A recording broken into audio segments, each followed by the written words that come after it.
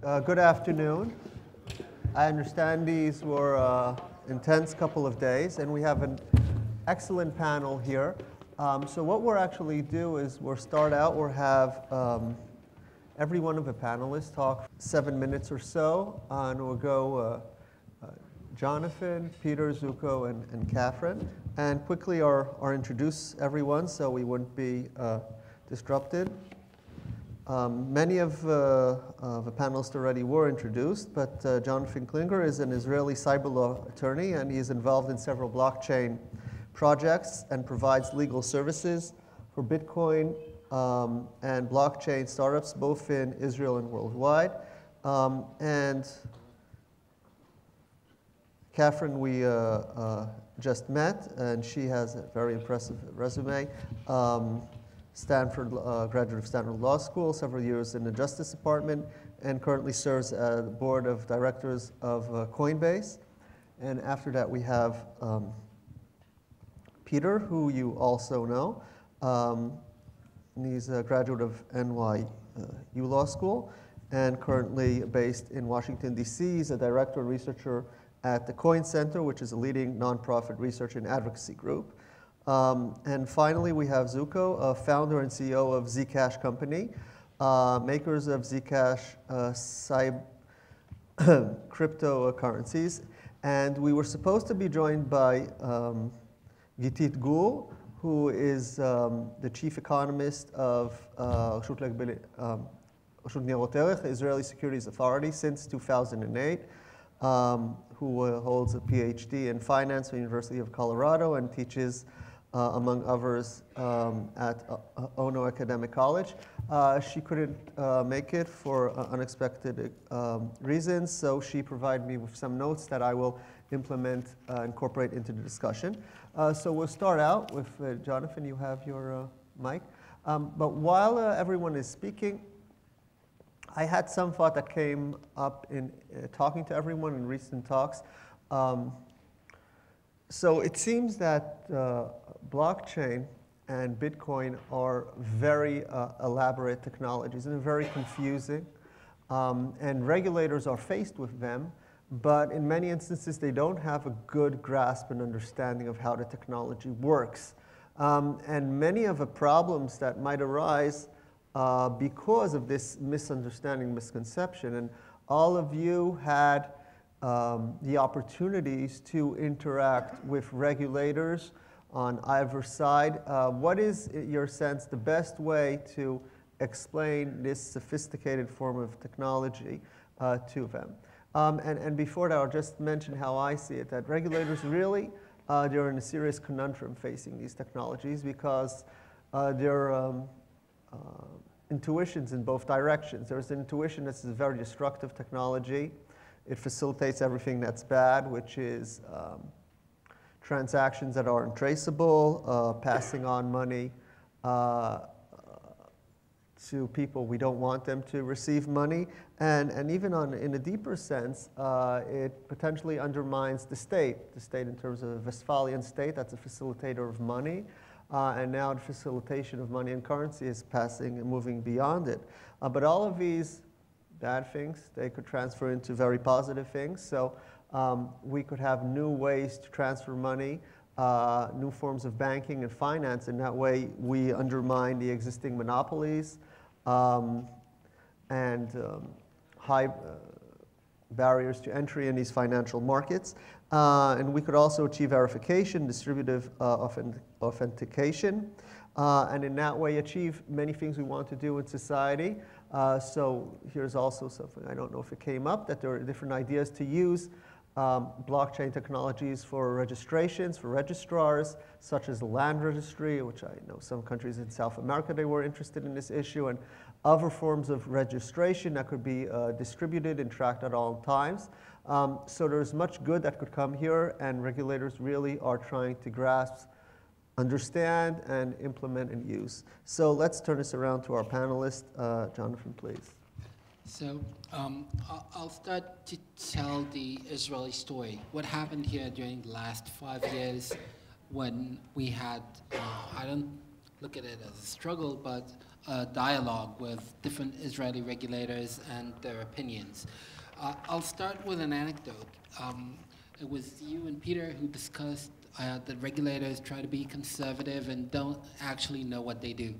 In Israel, we have a law requiring all drivers to have a yellow vest in their car, meaning that they have to hold it in their car in case of any road accident. They have to wear it when they go outside. Now, during the discussions for that law, it was the early 2000s, they discussed what will happen with a motorcycle.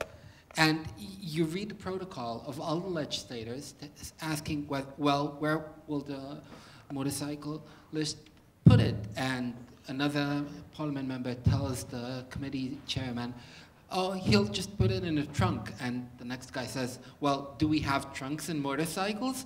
And he says, well, I don't know, let's find a parliament member that rides a motorcycle and ask him.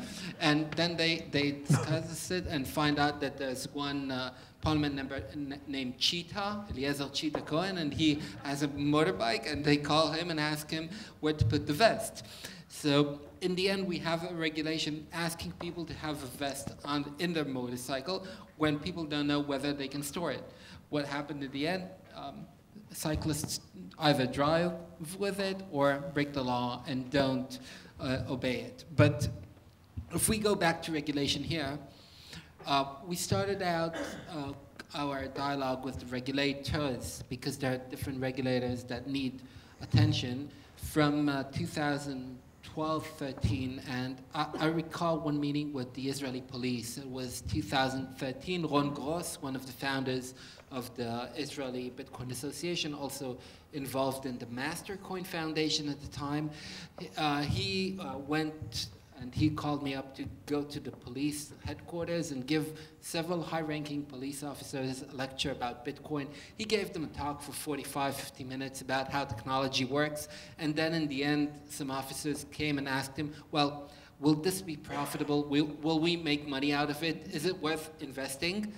But Bitcoin regulation here started off with a bad foot. We had problems with banks, mostly.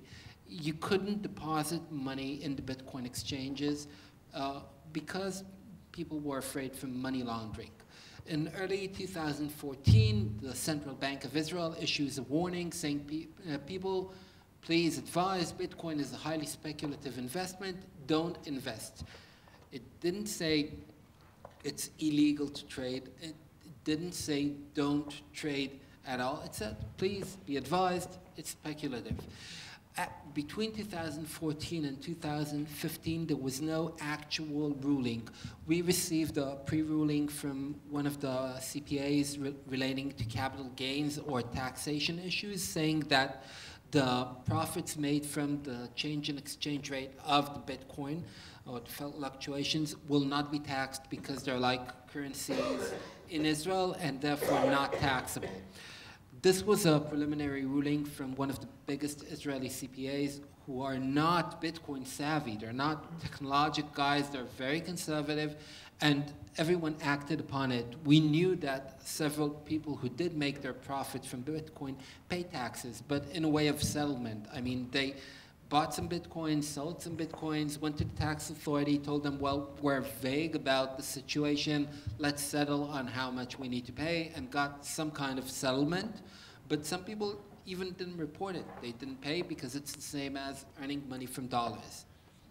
Now, all of this was fine until early 2016. In 2016, the Israeli parliament started discussing the Financial Services Act, which was meant to supervise all financial services that are not banking, meaning loans, debit cards, deposit accounts, everything that's not banks. And someone just pushed inside a small line saying that dealing with virtual currency will be deemed the same as having traded a financial asset, a financial derivative, or something like that. And from that line forward, Bitcoin is regulated like a financial asset. In the same manner, gold should be treated. In the case of money laundering, you have to get a license to trade. but you don't have to get a license to hold it. You don't have to report every purchase. You don't have to report it on your yearly report. You just have to hold it. If you sell, if you make a profit, you will report. Now, after that, it took a few months, and the Israeli Tax Authority issued their draft. It was January 2017, draft saying that Bitcoin should be taxable under the capital gains, and it was terrible. It was not like the New York Bit license saying report at the end of the year. It was every transaction you make where you have a profit, you should report. I bought Bitcoins for $100 back in 2013. I bought falafel today with my Bitcoins. I made a profit because the $9 that I paid for lunch today actually were $1 back in 2013. I have to pay capital gains tax for the $8, and I have to report it today, or within 30 days of today. This was terrible. So the Israeli Bitcoin Association decided to start a lobby and to get serious people to talk. And we set up a few channels, a few lawyers, CPAs, people to try to persuade the tax authority to change their mind. We don't have a final issue there, but we do appreciate their opinion. We also wrote a few guides to help the regulator understand how to catch money launderers who try to use Bitcoin, like you said in your lecture, on how I actually used the two agents examples in my talk with the Israeli anti-money laundering group. And we are trying to persuade them not to deal with Bitcoin as an illegal currency, not to just track people because they deal with Bitcoin, because tainting them that way will make everyone an offender in the end, and we want the market to prevail here. Now, Bitcoin startups here have a lot to do with it. The more people that have Bitcoin startups here, blockchain startups, people who do things that make Israel profit, get more taxes in, the more the Israeli regulator will be prone to allow Bitcoin to be here and to be not untaxable. So if you have a startup, report to the regulator, tell them, people, don't tax me, let me have my startup, and that will help the cause. Thanks. Thank you very much, Jonathan. So maybe we'll pass it on to Peter. I just want to say I'm a bit reluctant because we had some experiences in Israel in entire fields that Israel became a leader on the tech side, and these are very, I'm not going to mention what the fields are because I might be sued for libel or slander, but these are fields that feature these different kinds of markets, and they give Israel a very bad name. So just promoting technology because some of the employees bring in money is not always the best strategy. It's probably important that we make sure, at least on a normative level, that this form of technology is beneficial, because someone said before me, technology and artifacts have politics themselves. Peter? Can you give me a hint? Israel doesn't have a bad name in a certain field. I'm less careful than Can Todd. you give me a hint? What is Forex, he talking about? gambling. Oh. Binary options, yeah. Arms trade. No, that wasn't where I was going. Do you want yes. me to go on? Okay, Yeah, I mean, yeah. Thanks. So I thought I'd talk about something a little different, because you got an overview from me this morning and after coffee. Too much time, probably. I wanted to talk about the day-to-day that we go through at Coin Center, because probably I think the most important work we do is work that is not as visible. We publish all of our research materials, our policy reports. As I said, we have a report on the Bank Secrecy Act and token sales. We have a report on securities law and decentralized cryptocurrencies that was actually written before the ICO boom, so we don't make much mention of token. We mostly discuss whether Bitcoin could possibly be a security, which fortunately it seems like we're all pretty much past now. But it's an interesting topic. But aside from all that policy research, our day-to-day really consists much more of just doing one-to-one and one-to-many briefings and educational sessions with people in government. And you were saying that, you know, how can we help them understand? At the end of the day, the only way is for people, normal people who have real reasons for being passionate about the technology, who are not criminals, who are not extraordinarily out there or flamboyant, to go and talk to the representative or talk to people in government and say, like, this is why I'm passionate about it, this is what I'm interested in, these are the things I think the technology can accomplish for me. And by the way, if you think you have a handle on how it works, maybe we can have a conversation. Like, you have lots of questions.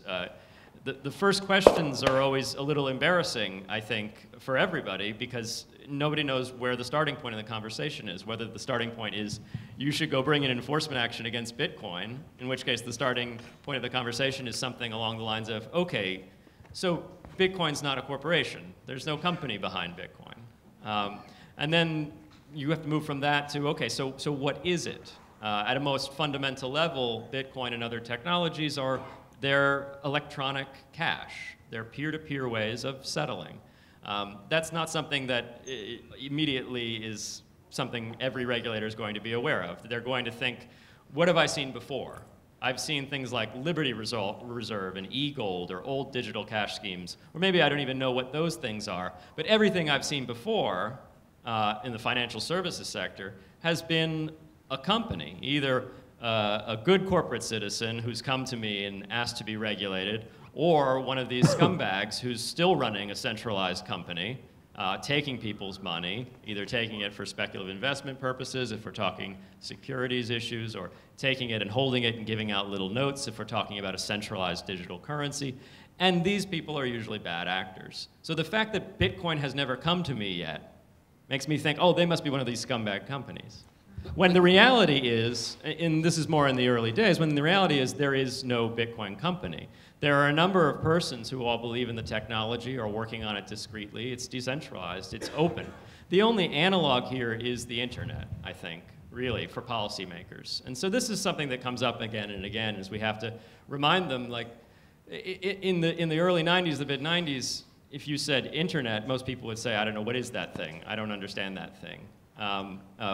And it has regulatory implications, of course, but it has to be explained. And it has regulatory implications that are beyond any one thing. A corporation might be regulated for one thing. A network's going to be regulated for any variety of things. So on the internet, you have a new branch of law of cyberspace. You're a cyberspace professor. Law of copyright on the internet, privacy on the internet, all of these things. And we have to come to each problem and see how the new infrastructure, the new technology has challenged existing notions about what can be enforced and what can't be enforced. And the most important thing, I think, in that evolution is finding places where we can create meaningful safe harbors to protect people who aren't causing real public policy problems from falling under regulations that would stop them from being able to do what they want to do with the technology, assuming they aren't bad actors, assuming they aren't causing public policy problems. And on the internet, that looked primarily like rationalizing two chaotic legal structures. One was in the copyright realm, and it was the fact that you had vicarious liability for copyrighted content that ends up on your server or on your website that was posted there by a user. So YouTube could simply not operate if every time somebody posted a copyrighted video to YouTube, there was immediately a lawsuit, and immediately they got statutory damages if they could prove infringement. And they could prove that YouTube, the company, was vicariously liable for creating that opportunity for somebody to pirate something. And in order to fix that problem, where intermediaries simply couldn't exist if they were in perpetual danger of being sued into non-existence with massive statutory damages, we passed the Digital Millennium Copyright Act, not the anti-circumvention provisions that I'm speaking of. 512 and not the Right, but the safe harbor provisions, which say if you're an intermediary and you take these fairly reasonable steps to build a protocol, if you will, for when somebody says there's copyrighted content on your site, you have steps to either challenge, allow the user to challenge that claim that it's copyrighted, or you take it down, then you are free of vicarious liability. then this massive weight is lifted off your shoulders, because the weight really is incredibly substantial when you're talking about tens of thousands or even millions of dollars in statutory damages for vicarious liability for copyright infringement. Real quickly, the other area is defamation law. In the US, every state it's a common law thing. You sue people who issue defamatory statements. Now, there's this question, if you're a website and you're like Facebook or something like that, and defamation ends up on your website, are you the publisher or speaker of that defamatory content? The New York Times, of course, is, if somebody writes an op-ed and it's defamatory, or especially if it's the editorial staff of the New York Times that writes that, or a writer of the New York Times that writes that. But Facebook is obviously something quite different. And if every time a post ended up on Facebook that was defamatory, Facebook had liability, we can't have these services anymore. So we had another similar safe harbor constructed, the Communications Decency Act, which created actually a complete safe harbor. Intermediaries are never treated as the publisher or speaker of user-generated content on their site under the CDA, the Communications Decency Act. And that has done really a meaningful thing in enabling the internet to grow into the system that it is today.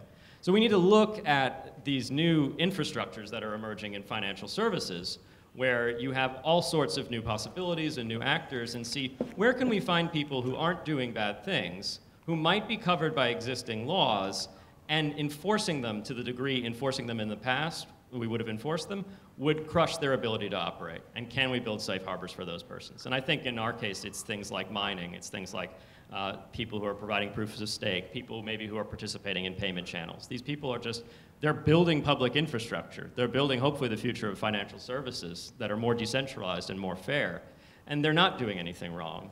And yet, if the laws are vague, they could be slapped with all kinds of very draconian penalties for things like unlicensed money transmission. So before we pass this on to Zuko, as I'm already turning into the older statesman, so these are very subtle points pointing out how the internet's growth, especially in the United States, was facilitated by Section 512 of DMCA and 230 of the CDA.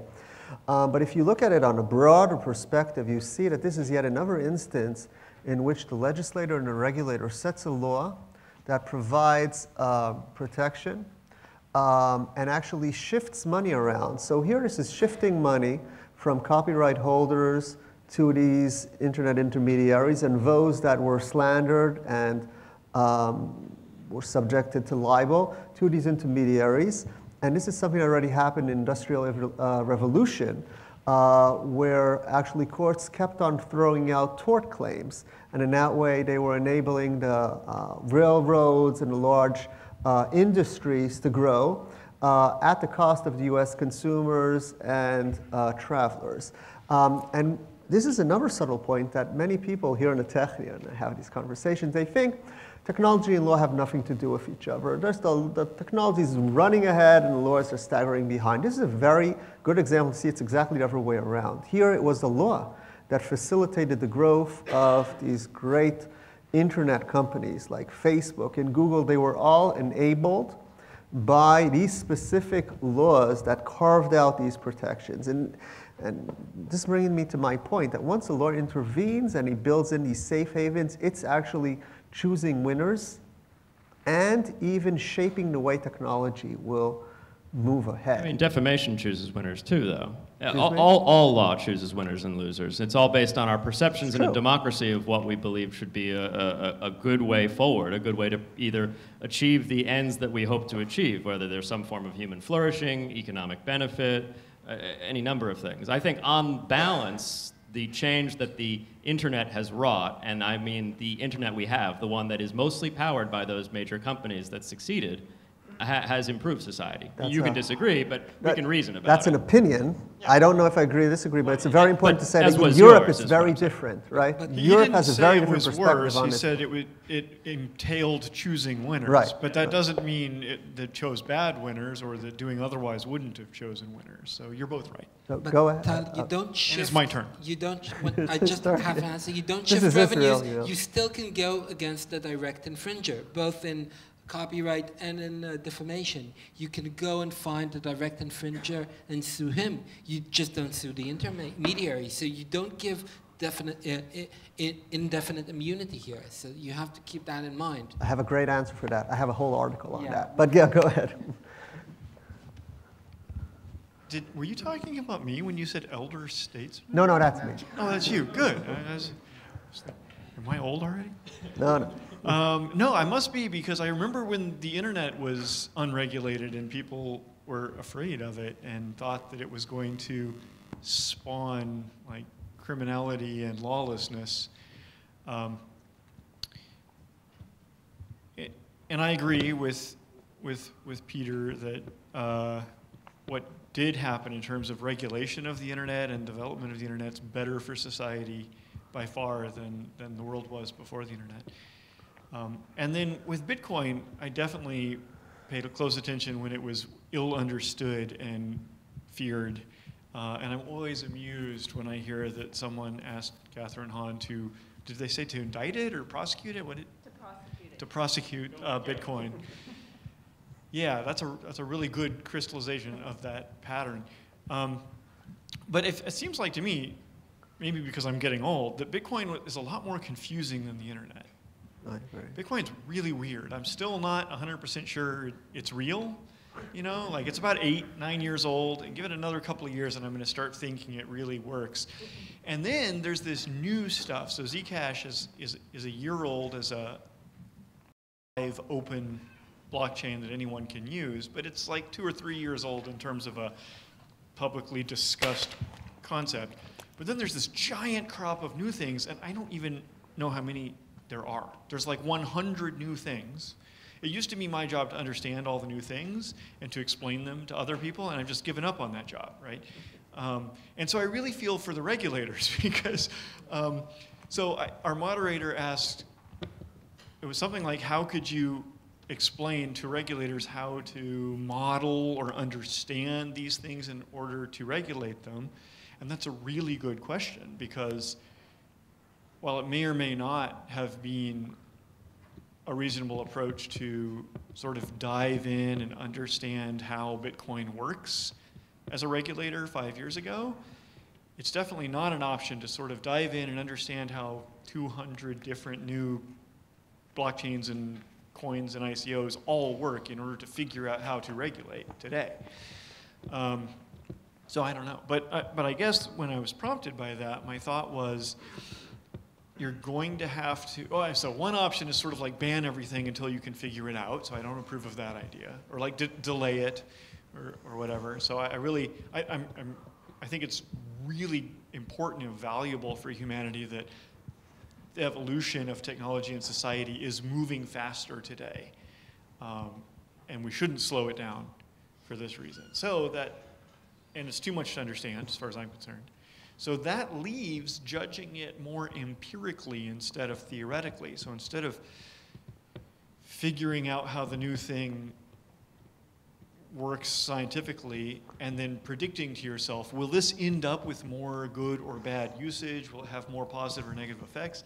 Instead, I think your only choice is to watch closely as the thing does get deployed and try to judge if it is empirically having more positive or negative effects. And that is what has been done with both the internet and Bitcoin, which was widely used before it was regulated in both of those cases.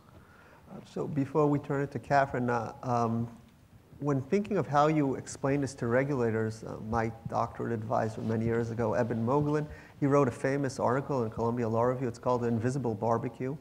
And it talks about the regulation of the internet. And when you mentioned this analogy, so this came to mind, that when lobbyists were coming and trying to regulate the internet early on, the metaphors that they chose had a very powerful influence. And the specific metaphor chosen led to the dependence of the path.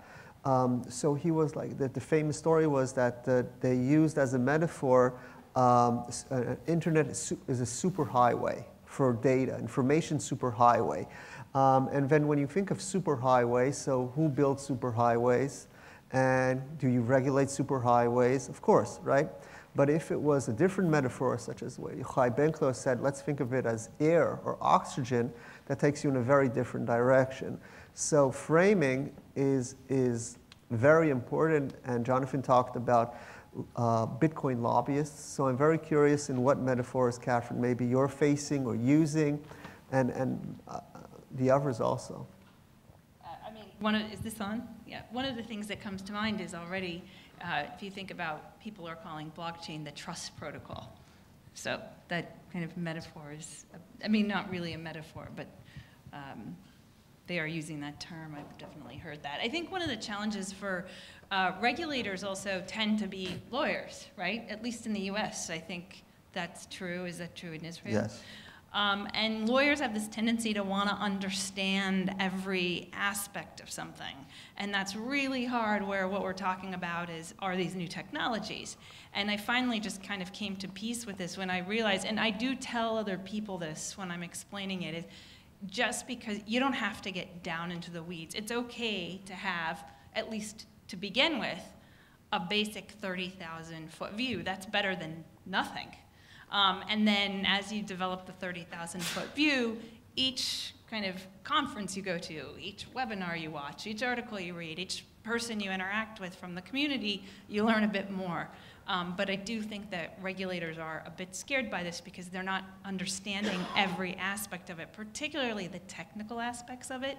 So we're engaging in these conversations with people with deep scientific backgrounds, technical backgrounds, and they're just speaking very different languages. So I think one of the challenges for regulators, and also for the for the cryptocurrencies, for the community industry, is to almost have like translators, really, who can, and I think part of what I did when I would have to go before a jury or a judge, a lot of them had no idea. I thought I didn't know what it was. They really have no idea what it is.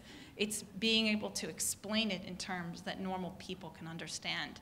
And I think that's something that's really important. Also, you find when you're dealing with regulators, or maybe it's just human nature, or especially lawyers, they don't want to admit, like, wait, back up, I don't know what that means. When you just said ring signatures, wait, I just thought I just finally kind of understood what a zero-knowledge proof is, and now what is ring signature? I missed that day. I sat through Ellie's talk yesterday and tried so hard. and it was amazing, but I don't know what happened. I was telling Zuku, I went to this computer science conference recently at Stanford. They said, oh, you'll be interested to come sit in the audience to hear about zero-knowledge proofs and voting. And I mean, I probably took away 5% of that lecture. But you know, again, 5% is better than none. And you hope you add to it. And I think that is a challenge for regulators, is this is changing so quickly. And there are so many terms, right? I do feel like my old colleagues, especially those in DC, it's a bit different in California. I think we like to think we're like at least in Silicon Valley, so we're surrounded by people who are talking this language all the time. But I recently was in DC with a number of, you know, it was a social outing, about 20 people, most of them in the government, and not one single one had heard of Ether or Ethereum. Not one single one. I'd like to quickly just say that this experience is, I have it listening to my peers, and I had it much more when learning new things, and I tell it to all my students, you should go to talks, you will first understand maybe 5 minutes, bring something with you, and with time it sort of starts to build in. So it's not something for lawyers listening to scientists, it's also scientists listening to other scientists. Good. So when we say CDA 230 and, you know, this is like the same experience for those of you non-lawyers when we're talking in that kind of code as, you know, I'm hearing about some of the more technical aspects. And just to underscore the point you made, I think that's why it's so important to, if you have a project that you're passionate about and it has maybe policy implications, go actually talk to a regulator. It sounds weird, but you should do that. Maybe talk to Coin Center or another nonprofit that can help connect you with people that might be interested. Engage with the regulatory community, because they're not going to get it the first time or the second time. You have to be there and be a smiling face who's not a threat and a good person. And maybe you feel like, oh, that's not my duty to kowtow to the government, but that's not kowtowing. That's just being a neighbor. And that's really what technology should be, hopefully, to government, because otherwise we're just going to end up at arms, and that's a very bad situation for everyone. Gibraltar just issued a statement saying, is this on? I don't think so. Gibraltar just issued a statement saying, we want to put out a regulatory sandbox. Come and talk to us if you have any Bitcoin startup. It doesn't matter if it's an ICO, an exchange, a stored value application. We don't care. We'll give you the sandbox you need. Just come and talk to us.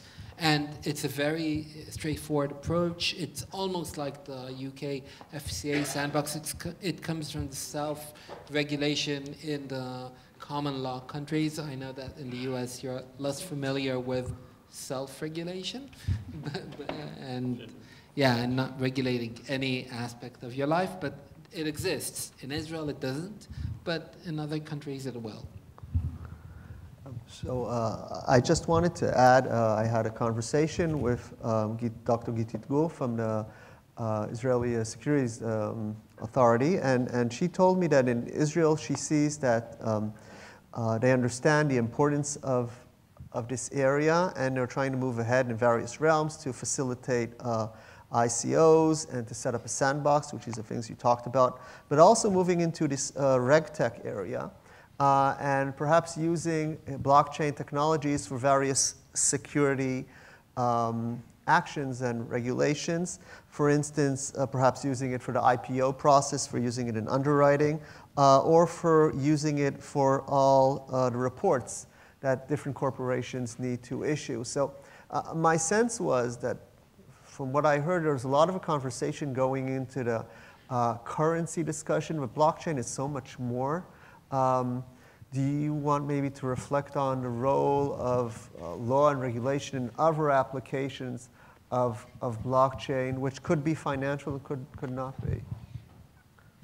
That I also want to reply to your previous question, which I'm still thinking about, which is the metaphor, is the internet like a superhighway? I always thought that was a stupid metaphor when it came out, you know? Or is it like oxygen? And so I was trying to think, what do I think this new generation of open, decentralized networks is like?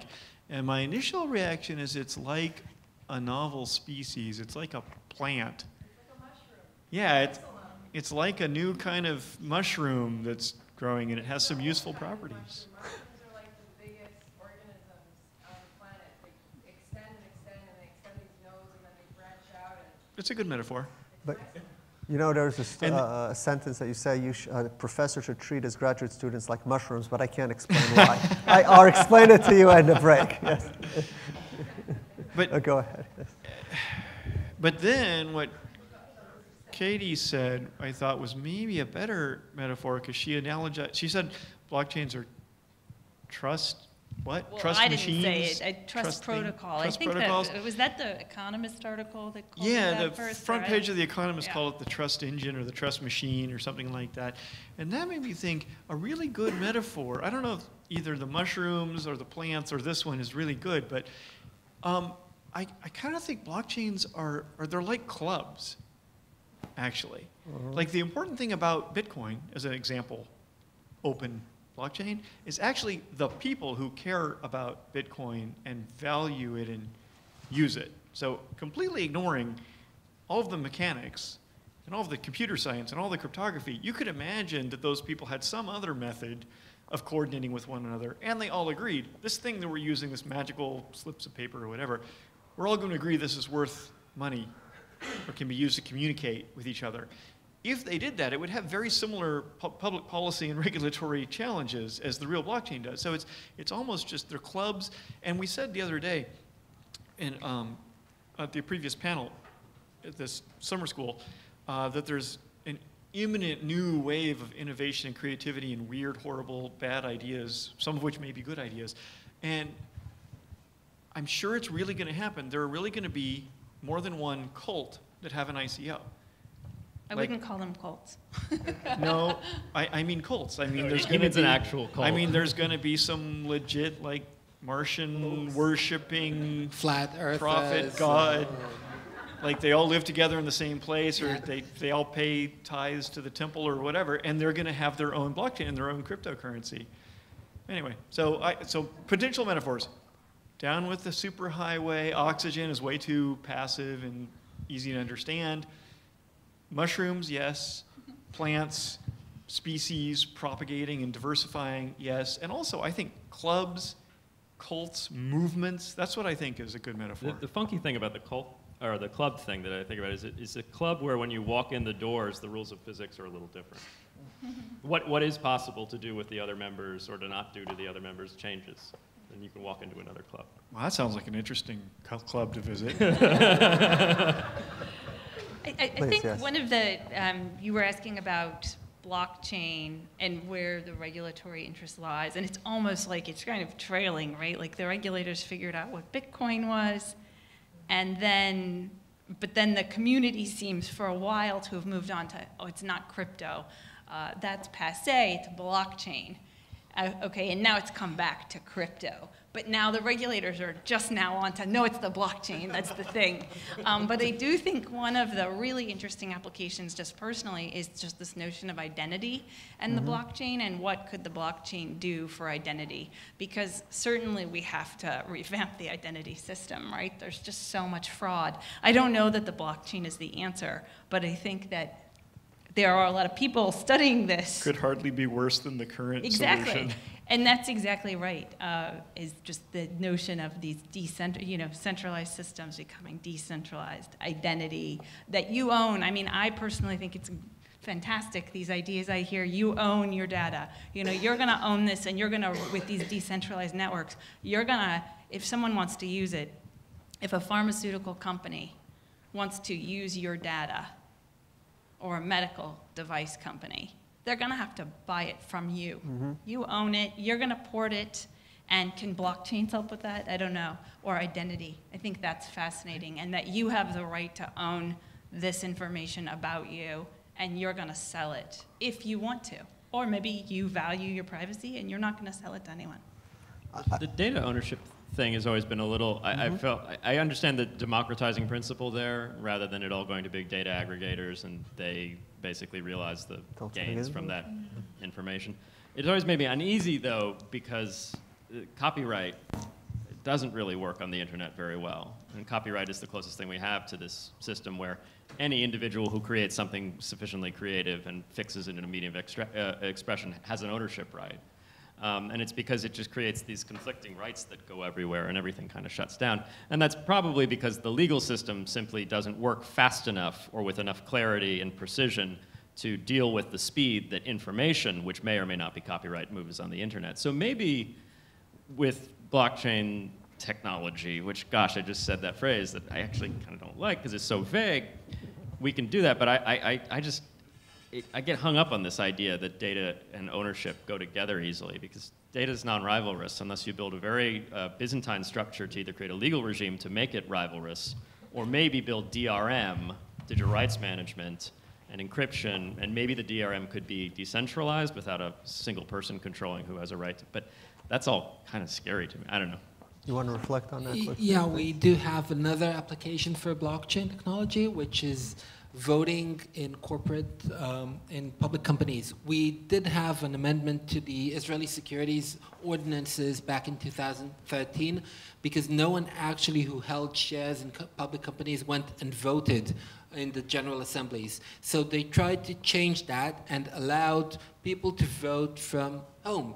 And in order to do that, you needed to identify people. So what they did is allow the banks to act as your agents and identify you, and then cast your vote for you. You got, through the bank's website, everything. Now, I tried somewhat to explain to the regulators back in 2013 that this could be done via blockchain. I was tossed out quickly. The problem there was privacy, because in Israel, when you have a public company, you don't know who your shareholders are. You just know that X people who use the broker Y hold shares in your company. You don't know how they are managed. You don't know how do they split up. But if you implement a blockchain technology, allowing them to vote via blockchain, you can first prevent fraud, and second, you can send all the right notices. You can make them actually matter in a public company. And in Israel, public companies have worse problems than the rest of the world because most public companies here do have majority control of a specific person. There's no, like, except for the banks, I think, most public companies have like some guy with a 50% equity. It's not like 5-6% per each guy. So I know maybe we could open it up for questions in the audience, then maybe come back. So we'll maybe start this way. Yes, please. So, if you look, for example, I have a statement I want to comment better. If you look, for example, at the New York Times article from 2015, it states, why did only one banker go to jail as of 2008? The number is 1. If you look at the stats of possession of marijuana, in 2015, 74,000 people were prosecuted for possession, achzaka, of marijuana. So the question is why? One explanation is because the people who possess marijuana are the unprotected classes, the young, the poor, and the minorities. And the bankers are the people who deal with money. And money is the foundation of all our credit system society. So the question is really, or the statement is, if you heard today Jamie Dimon's, for example, statement that Bitcoin is like the tulips and so forth and so on. So the question is, does the Bitcoin community stand even a chance against the bankers and the central bankers, which will never want to relinquish their control over the money supply in our economy? I addressed this a little bit in a response to a question yesterday. But for those of you who weren't there, in my experience in Coin Center, we've never run into any sort of evidence of the big banks lobbying against the technology. There are lots of complicated and difficult legal issues to grapple with that could potentially poison the well for the technology, but they usually come out of a lack of understanding. So regulators haven't gotten the education they need about the technology, or ambiguities as to how existing laws may or may not apply, like the question of whether a multi-sig provider is a money transmitter, for example. And in general, government is not very monolithic. Every agency regulates for its own purposes, and the idea of these agencies getting together, becoming self-aware as a full government, becoming self-aware that the currency that they rely on, because maybe if it's the dollar, it's the US World Reserve, which gives them a lot of power internationally, self-aware of all these things as a monolithic organization, and then deciding to do something drastic to stop it, which would be very difficult. I actually can't imagine that nearly as well as I could have maybe imagined that before I started working at Coin Center. And that's, I think, mostly not me being a smart person or being able to grab concepts quickly. It's mostly just me meeting so many people in government and realizing that everyone's just trying to do the thing that they were sent there to do by Congress. Congress isn't doing things very often. Occasionally they do things, but less and less these days because of all the contention. And everyone's just trying to get along, actually. And when things get ugly, it's because somebody thought that this law was on the books and you were doing the thing that it said you can't do, but they didn't understand that you were doing something slightly different, but they came at you with some heavy-handed penalties. And that's sad, but that's an education problem, not a conspiracy against the technology. I think that most banks, at least in Israel, cooperate with Bitcoin startups and blockchain startups. You see Bank Hapoalim, the biggest bank in Israel, implementing a blockchain solution. I don't know if it's a private blockchain or not, but they do. They're not afraid of it. You see them acting. They're afraid of exchanges, but they do the same against people who have currency exchanges. You see that people who just change dollars for shekels get sanctioned a bit more than Bitcoin exchanges, and they get refused service even more. So if you ask me, banks are not afraid of Bitcoin more than they're afraid of any other financial institution, insurance companies, pension companies, anyone who tries to take people's money out of the banks. I remember that day when I opened Yahoo page and I saw this small block and it said, search powered by Google. And I understood that's the end of Yahoo. That was the last day of Yahoo from that day, yes. Please. So I have a question regarding the combination of copyrights and blockchains. So for example, I will phrase it with regard to Zcash. Zcash has this memo field. And for example, I can put copyright material on that, and infringed copyright material on that. So would that make, for example, every full node a violator of the DCMA law? And if so, would that be like, a legal denial of service attack against the Zcash network? And I want Peter to answer the copyright question, but first I want to say something about the encryption part. The memo field in Zcash is encrypted, so you can reveal it to certain parties but not others. So if your purpose is to get all the full node operators in trouble, then you should do that with Bitcoin and just put the data into like Operaturn or something like that. Okay, but I was just going to make a bad joke that all Zuko needs to do is comply with the DMCA and create a notice and takedown process and just remove those transactions from the blockchain. yeah, but then or simple. But copyright would be easy because you do have notice and takedown. Think about child pornography.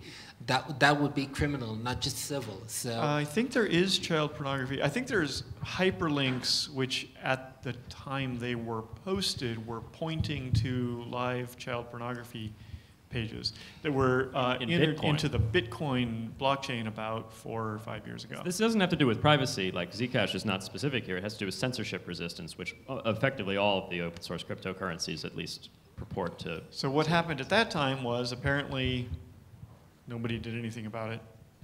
But now they just seize the domains like they did with the Daily Stormer now and other Nazi websites. So yeah, I think that's going to come remove up again with if we get more.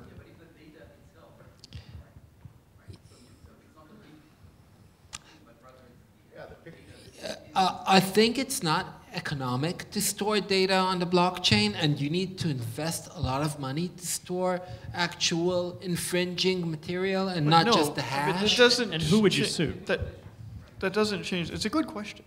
Like this is it's a way to put the censorship resistance of Bitcoin to the test. Is put something in the Bitcoin blockchain that some strong powers want to censor and see what happens.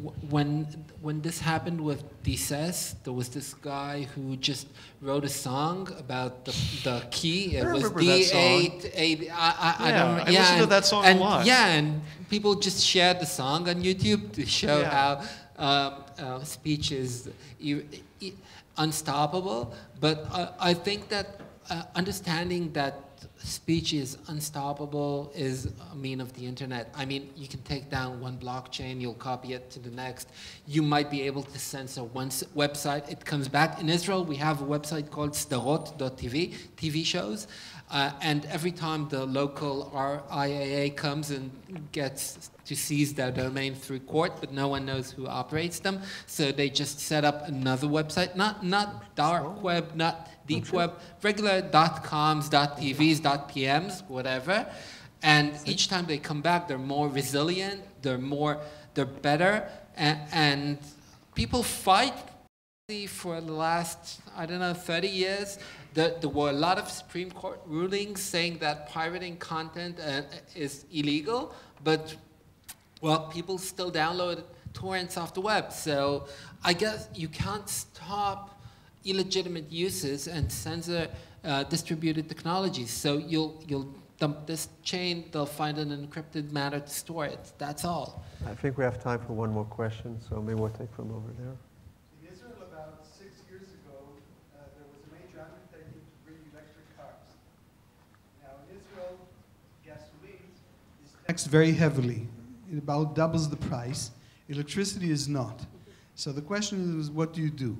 And the Prime Minister personally told the guy who ran this establishment, look, you first, when you succeed, I'll find a way to tax you. And the question is whether this is a viable approach to say, wait with regulation as long as things are negligible in size, let them develop, let's see what they're really about, and then everything will be clear, except for extreme things that are obvious. Do you think it's a viable approach or wrong? The hardest thing is how the regulator commits to that, I think. Because I think it is a viable approach, and I think it's an approach that's actually being taken. So notice the SEC didn't issue a report on securities regulation of tokens until a full year after the DAO hack happened and the DAO was launched, and multiple years after the early token sales like Mastercoin and Ethereum and things like that. And in part it was probably because those were fairly small value social phenomena. The problem though is that how do they bind their hands to that?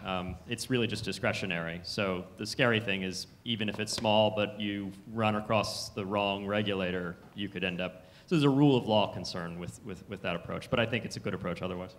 I think we have to wrap it up, or Eli wants to ask a question? Or? No, I want to make some just announcements, and then Eli is also going to just, so before we thank all the speakers in the panel, so I wanted to announce about tomorrow that there's going to be another talk schedule. The program posted in various places doesn't reflect that, so the intended end time is going to be at 5:30 tomorrow. For those planning and wanting to stay for the whole length, it's going to end at 5:30 instead of 4:45. And now I'll hand it over to Eli.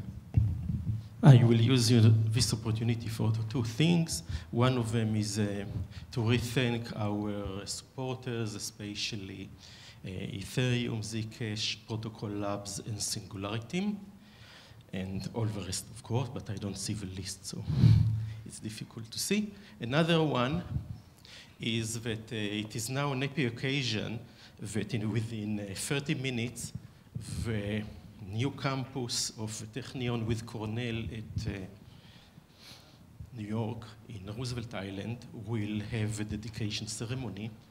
So Technion will become the first university worldwide, non-American one, to have a branch in New York City, in US.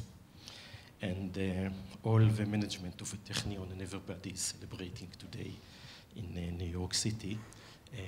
As you know, a few years ago, New York City had a competition between universities worldwide to open a new campus in New York City, and Technion was asked to run to compete with it. So we was running with Cornell, and unexpectedly, some people will say expectedly, we won together with Cornell, so today is the recognition.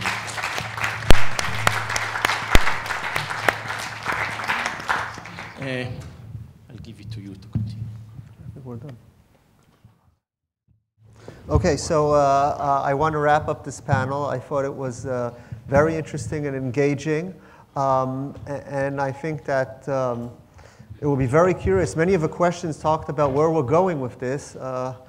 It's impossible to predict. I'm sure that if we would have a conversation 20 years ago where the internet is going, many of the things we could have anticipated and others were unpredictable. So where this eCash cryptocurrency will take us, it's hard to know, but let's hope it will be beneficial to society. Thank you.